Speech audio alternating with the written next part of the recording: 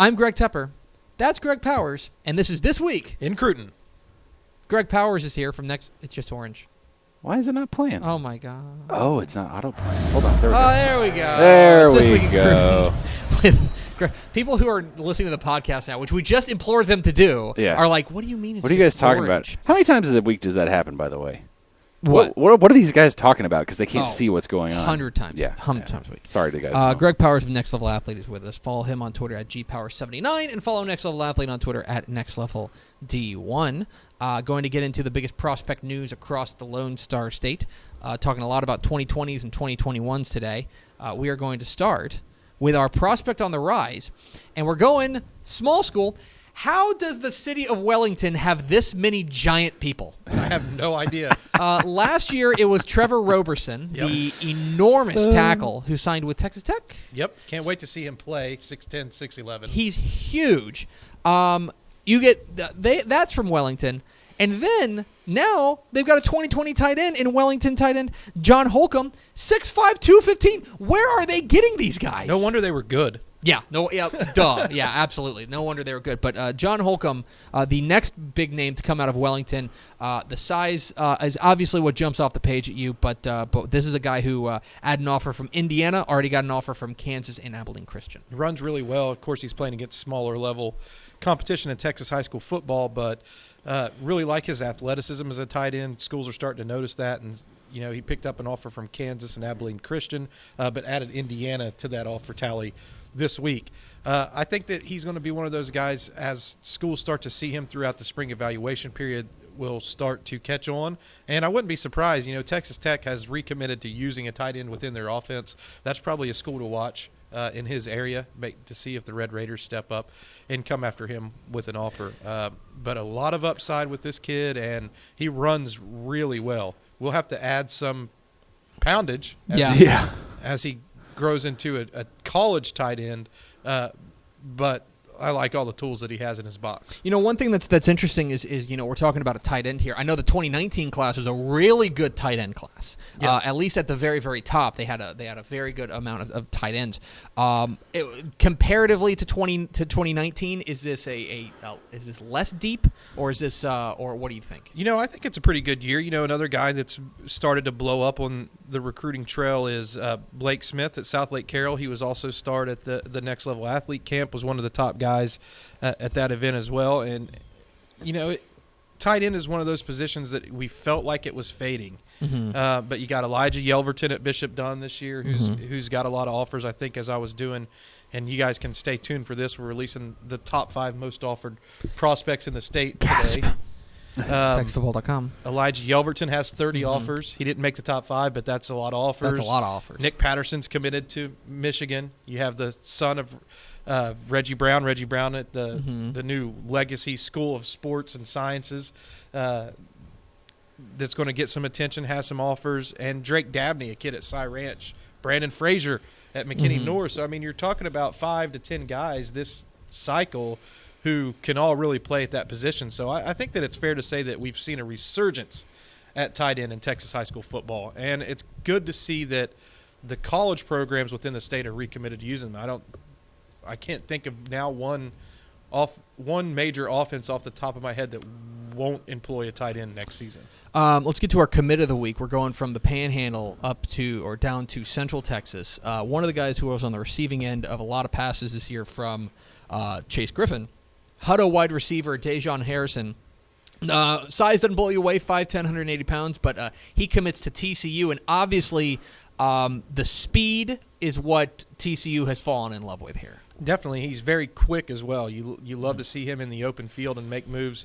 As we went through our junior evaluation process on him, we had to make a determination whether we thought that maybe cornerback would be his best fit, but I think that the offensive side of the football is what TCU has targeted him on, and I think that he's a guy who you like to get the football in his hands, and that's probably why that side of the ball fits him better.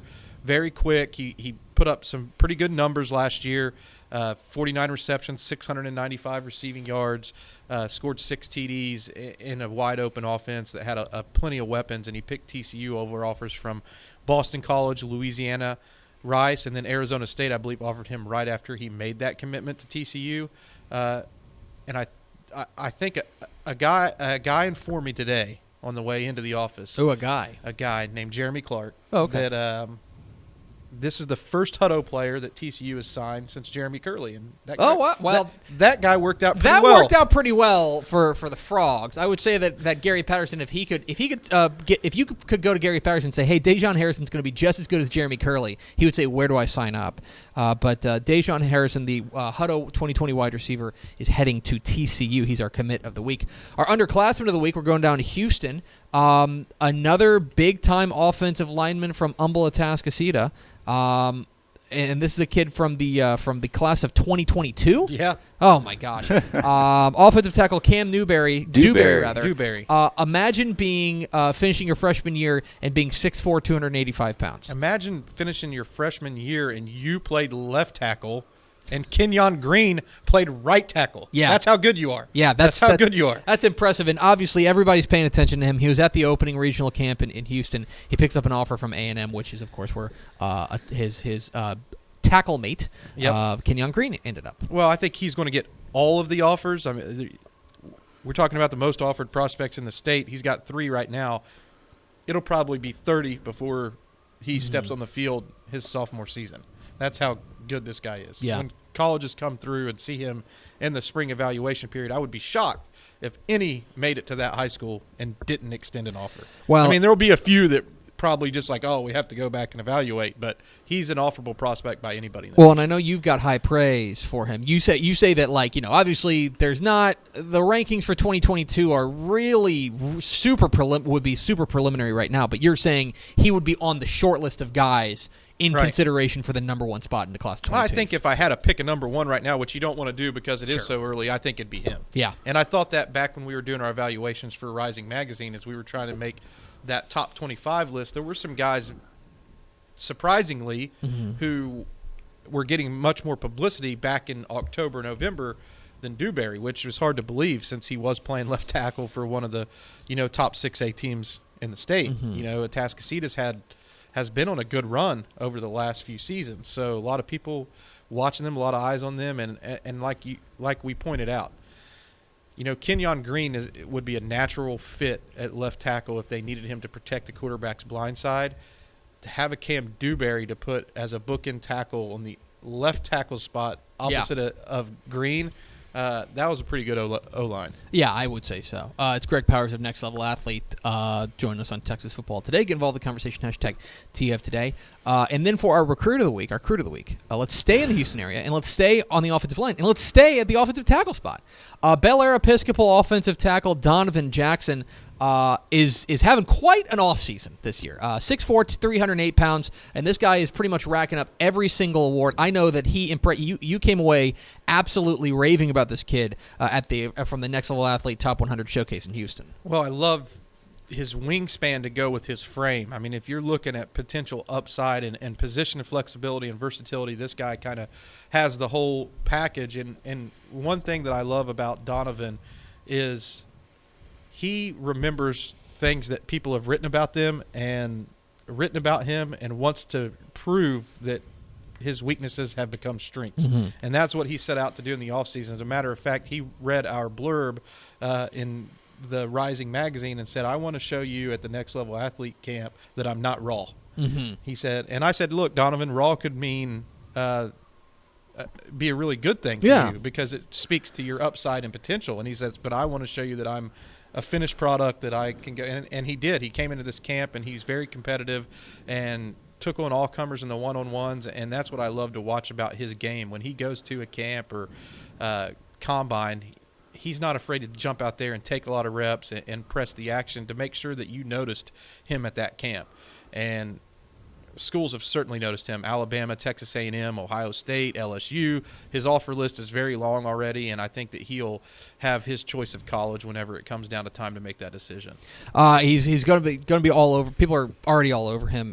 Class of 2021, just going to be a junior in this next season. So excited to see what he can do down there at Bel Air Episcopal, another school that tends to that no stranger to recruiting attention down there at Bel Air Episcopal, and he's got a ton of offers already, more sure to come. I did see a question from Rob Hadaway that said, for Blake Smith, that he would want to be a tight end or a quarterback. He's been working out at tight end at everything. The offers have been coming in at tight end. As far as I know, there's no quarterback talk. Got it. Okay, that's interesting. So what's He's our South Lake insider. What's your week look like? What's on the docket for Greg Powers? Oh man, I know you never sleep. Well, we're having a big Next Level Athlete Summit next week. Gasp. So that won't be public information. But other than that, we're just out on the grind right now. It's spring evaluation period, doing the college tour, stopping by a lot of college campuses right now to visit with our clients and make new relationships with potential new clients. Okay. So that's what we're out doing. Phil, well, before you send him off, we Yes. got a quick question for Phil Vaney. This is a fun one. If you, in your opinion, which is the most recruited high school in DeSoto. the state? Allen. DeSoto and Allen. What's the answer? Pick one. The most recruited, DeSoto. Okay. Yeah. I would say. I mean, I think I Allen. will. Yeah, I will say that Allen signed more kids in 2019 than any other high school. Right. But DeSoto, I think that part of that is because DeSoto was really young. Like a lot of their key players, a lot of the guys, and though yeah, I would say you go south of Dallas, DeSoto, Cedar Hill, those places obviously get a lot of traffic. Manville and kind of the Alvin area now, Shadow Creek yeah. too. They're up there as well. North Shore.